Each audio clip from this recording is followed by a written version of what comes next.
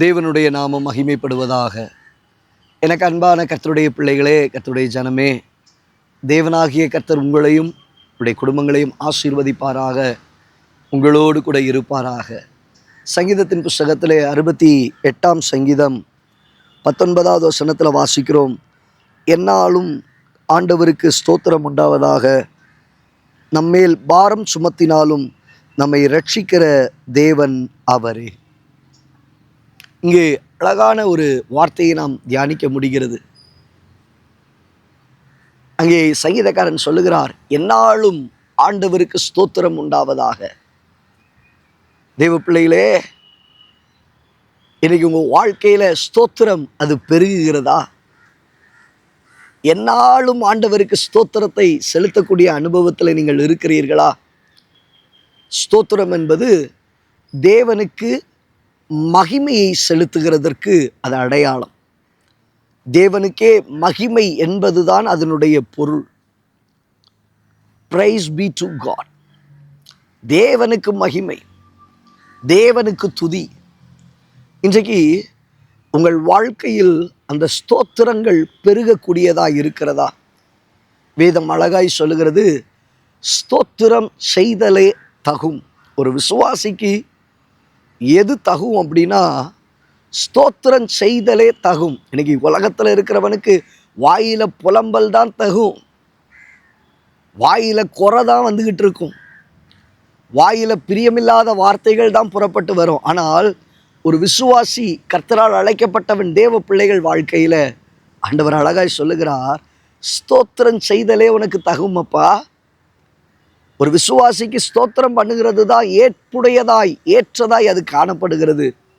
உங்கள் வாழ்க்கையில் எந்நாளும் ஆண்டவருக்கு ஸ்தோத்திரம் செலுத்துகிற அந்த அனுபவம் உங்கள் வாழ்க்கையில் இருக்குதா? எங்கே பாஸ்டர், வாழ்க்கையில் ஒரு அடி எடுத்து வச்சா 8 அடி கீழே வந்துடுறோம், அடுத்த ஒரு 4 அடி மேலே எழும்புனா அடுத்த ஒரு 6 அடி கீழே வந்துடுறோம். இன்றைக்கி நம்ம வாழ்க்கை ஒருவேளை இப்படிப்பட்டதான சறுக்கல்கள் காணப்பட்டாலும், வேதனைகள் அதிகமாக்கப்பட்டாலும், பாரங்கள் அதிகமானாலும், வேதம் சொல்லுகிறது, எந்நாளும் ஆண்டவருக்கு ஸ்தோத்திரம் உண்டாவதாக. ஆமென். உங்கள் வாழ்க்கையில் எத்தனை பாரங்கள் பெருகினாலும், எத்தனை வேதனைகள் பெருகினாலும், கண்ணீரின் அனுபவங்கள் வந்தாலும், கவலைகள் உங்கள் வாழ்க்கையில் சூழ்ந்தாலும், எந்நாளும் ஆண்டவருக்கு ஸ்தோத்திரம் செய்கிறதை விடாமல் நீங்கள் மகிமைப்படுத்தி கொண்டே இருங்கள். காரணம், அங்கே ஒரு வார்த்தை அழகாய் சொல்லுகிறது, நம்மேல் பாரம் சுமத்தினாலும் நம்மை ரட்சிக்கிற தேவன் அவரே. ஸ்தோத்திரம், ஸ்தோத்திரம், ஸ்தோத்திரம். ஆமென். நம்மேல் பாரம் சுமத்தினாலும், உங்கள் மேலே எவ்வளவு பாரம் எடுத்து வைத்தாலும், உங்களை ரட்சிக்கிறவர், உங்களை காப்பாற்றுகிறவர் அவர் ஒருவர் மாத்திரமே. எத்தனை பிரச்சனைகளுக்குள்ளாக நீங்கள் கடந்து போனாலும் சரிங்க, ஸ்தோத்திரம் பண்ணி முன்னாடி போய்கிட்டே இருங்க, ஸ்தோத்திரம் பண்ணி வழிகளை திறந்து போய்கிட்டே இருங்க.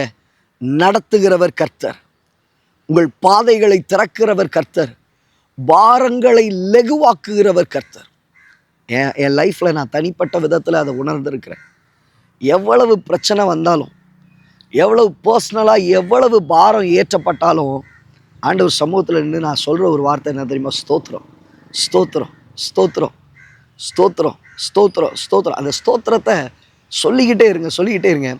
உங்களுக்குள் இருக்குது பார்த்தீங்களா ஒரு கவலை, அது ஒன்றும் இல்லாமல் வெளியே போயிடும். நீங்கள் சில காரியத்தை யோசித்து ஒடுங்கி போயிருப்பீங்க பாருங்கள், அது அப்படியே வெளியேறிடும். உங்கள் சரீரம் நார்மல் ஆகிடும், உங்கள் மனது நார்மல் ஆகிடும். ஒரு ஒரு ஒரு ஸ்பிரிட்டில் ஒரு ரிலீஃபை நீங்கள் பார்ப்பீங்க, உங்கள் ஆவியில் ஒரு விடுதலையை நீங்கள் பார்ப்பீங்க. தேவ பிள்ளையே, தேவனாகிய கர்த்தர் உங்களை விடுவித்து நடத்துவார். நம்மேல் பாரம் சுமத்தினாலும் நம்மை ரட்சிக்கிற தேவன் அவரே. வாழ்க்கையில் காணப்படுகிற சகல பாரங்களையும் கர்த்தர் நீக்கி போடுவார், உங்களை ரட்சித்து நடத்துவார். அதான் மத்தேயுல வாசிக்கிறோம், வருத்தப்பட்டு பாரம் சுமக்கிறவர்களே நீங்கள் எல்லாரும் என்னிடத்தில் வாருங்கள். நம்ம அதை தான் செய்கிறதில்ல. 4 பேர்கிட்ட போய் சொல்லி நமக்காக யாராவது அழமாட்டாங்களா? நமக்காக யாராவது துக்கப்பட மாட்டாங்களா? நமக்காக யாராவது கண்ணீர் வடிக்க மாட்டாங்களா? இதை தான் எண்ணிக்கிட்டு இருக்கோம். இல்லைங்க, உங்கள் பாரத்தை ஆண்டவர் சமூகத்தில் வைங்க. உங்கள் பாரத்தை தேவ ஆலயத்தில் போய் சொல்லுங்கள். உங்கள் பாரத்தை ஊழியக்காரனிடத்துல ஷேர் பண்ணுங்க. தேவனாகிய கர்த்தர் பாரம் சுமத்தினாலும் ரட்சிக்கிறவர் அவர் ஒருவர் மாத்திரமே. உங்கள் வாயை விட்டு ஸ்தோத்திரம் பிரியாதிருப்பதாக. எப்பொழுதும் ஸ்தோத்திரம் பண்ணுங்கள், எப்பொழுதும் ஸ்தோத்திரம் பண்ணுங்க. அந்த ஸ்தோத்திரத்தினால ஜெயம் ஏறெடுக்க கர்த்தர் கிருபை தருவார். கண்களை மூடி ஜெபிக்கலாமா? நல்ல தகப்பனே, உடைய பரிசுத்தமுள்ள இரத்தத்தினால எங்களுடைய குடும்பங்களை வேலி அடைக்கிறவர், உடைய பிள்ளைகளை வேலி அடைத்து சொல்லப்பட்ட வார்த்தையின்படி நம்மேல் பாரம் சுமத்தினாலும் ரட்சிக்கிறவர் அவரல்லவோ என்று சொல்லப்பட்டது போல ரட்சிக்கிற தேவனாயிருந்து பாரத்தை மாற்றி போடுவீராக.